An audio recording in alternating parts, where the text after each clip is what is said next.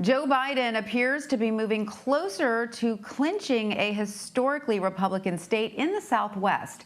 Our battleground tracker rates Arizona as likely for the Democratic candidate. Hundreds of thousands of mail-in ballots are still being counted. For more on Arizona, I want to turn now to Mark Brnovich. He is the state's Attorney General. Attorney General, welcome. Thank you so much for joining us. So I want to ask you, Arizona is a state that Democrats have only won twice in the last 70 years in the presidential race. We've also, rated Senate candidate Mark Kelly as likely to win in the Senate race in Arizona. I know that you are a Republican, but as one of the top elected officials in the state, what changes have you noticed in the electorate or in the demographic that has led toward this lean toward Democrats in such a red state? I think when Republicans have good quality candidates, they win elections. And I think when the Democrats have good candidates, they do well as well. So I think when you look at our situation in Arizona, this is the state that, brought us Barry Goldwater and John McCain, but it's also the state that brought us Bruce Babbitt and Morris Udall. And so we have a fiery independent streak out here in Arizona, that rugged individualism. And when we have good candidates, they win. It's as simple as that. Now, of course, the pressure's on right now. All eyes are on Arizona and making sure that the counting proceeds apace. How are you guys making sure that every vote will be counted, and when do you believe we can expect final results? Well, every vote does need to get counted, and one of my jobs as the Attorney General is to ensure the integrity of the election. So no matter who wins or who loses, we all have confidence in the system. And I think that as Americans, we need to appreciate that peddling in conspiracy theories or undermining the credibility of elections doesn't do any of us any good, regardless of where we live. And here in Arizona, I think we can expect probably at least a week till we get the final results. There are about 500 or 600,000, up to 600,000 outstanding ballots. If you look at the way the numbers are right now, President Trump is winning these leftover ballots, these remaining ballots, at about 60%. So if you look at the numbers, I'm no math whiz, but if you look at the numbers, it appears to me at least that President Trump will actually win Arizona by a razor-thin margin, assuming those numbers stay consistent. And are those mostly, these 600,000 that still need to be counted, are they mostly mail-in ballots, or is it just a matter of the sheer volume takes a while to get through? It's actually a combination of day of voters, which broke very heavily for Republicans. And if you look at the way those ballots are pulled, it also are ballots that were dropped off the day of. Sometimes people will get a mail-in ballot and then actually physically return it to the polling station. And those were also late arriving mail-in ballots, so ballots that came in after Friday and hadn't been able to be counted. And so if you look at those groups, at least what we've seen statistically is those were ballots that broke heavily for Republicans. Right. Well, but you make a good point, I think, which is that, look, the narrative seems to be in some places that all of these late counting ballots are trending toward Biden. But you say that's not the case in Arizona. The president should want these votes to be counted because it looks like that they're leaning towards him. So, when you look at his call to sort of stop the voting in some places, what would you say about that? Or the counting, rather? Yeah, I think it's important that regardless of what state we live in, that all of us have faith and confidence in the process. And what that means is there's a set of rules, there's a set of statutes as to how votes should be counted, how early ballots should be received, and we need to consistently apply the law, regardless of where we're at. And I think that at the end of the day, as I said, as Americans, we have to have confidence in the system. And it's easy to be a good winner or a gracious winner, but we also need to recognize that part of what makes this country great is that we need to have good losers.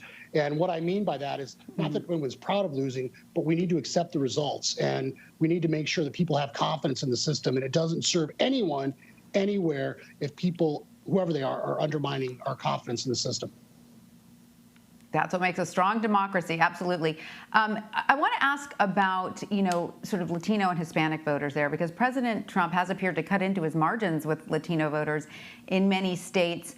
But it doesn't quite seem to be the case in Arizona, where Joe Biden is apparently leading with a 2-to-1 majority among those voters. What do you believe that Republicans specifically need to do to win those Latino voters in Arizona going forward? And I say that because we've discussed a lot, on this show about how Latino voters across the U.S. are certainly not a monolith. They're a very diverse group with specific, needs and interests. So talking about that group in your state, what do Republicans need to do to speak to them?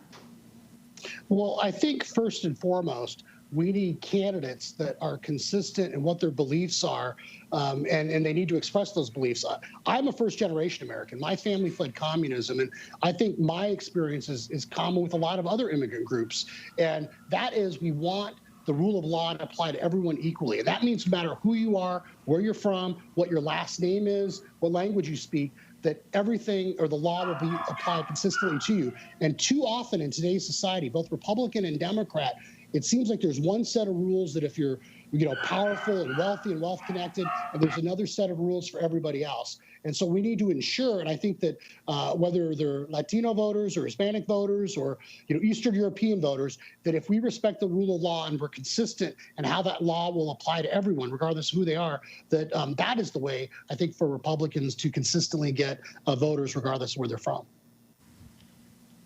All right. So in terms of making sure that every ballot, makes it into your state, I know you guys are still counting, but is there anything in future elections that this has taught you that you might want to put into place when it comes to, mail-in balloting, absentee balloting, day of? Because clearly this was an election that caught us all a little bit off guard with COVID and how many people turned out to vote. Are there any lessons that you'll be taking into future elections?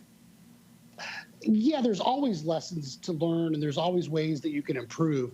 But my concern was, COVID was, obviously a pandemic. It was terrible, but this country in its past, we've had issues, we've had world wars, we've had pandemics, we've had social unrest, but it didn't stop us from, functioning as a society and making sure that, people got a right to vote. I mean, we didn't stop voting during World War II or World War I or even during the Spanish pandemic. And so we need to recognize that there are ways that you can deal with these issues. The second thing I think that's important that was frustrating to me, we had to step in at least a half a dozen times and defend lawsuits related to our election laws.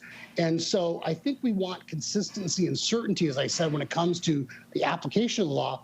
But what that also means is that I think it's very disingenuous for groups to file a lawsuit literally when early voting's already started, or there was a lawsuit regarding registration that was filed, shortly before the deadline. And so what that does is I think it creates havoc and it creates uncertainty. And even our U.S. Supreme Court has recognized that when you have these late lawsuits, what you end up doing is causing more chaos. And if you cause chaos, that actually undermines or not only people's confidence in the election result, but it also deters people from getting out there and voting. So I think it's important that as we move forward, that people know what the rules are and they don't try to undermine or change the rules at the last minute. And they don't try to find some federal judge to change the rules for them, or change the rules of a state legislator, because that's not the way our system works. And I think that undermines people's confidence in the system when you have one federal judge unilaterally rewriting a state's election laws, regardless of whether, what issue you want. Sure, of course. You want voters to go into, election day, or at least the time leading up to election day, confident that they know how to vote so that their vote is counted. If they suddenly lose confidence that their vote is counting, then that's a mark on democracy, right, for sure. All right. Well, Arizona Attorney General Mark Brnovich, thank you so much for joining us. We really appreciate your time. Thank you for having me. Peace.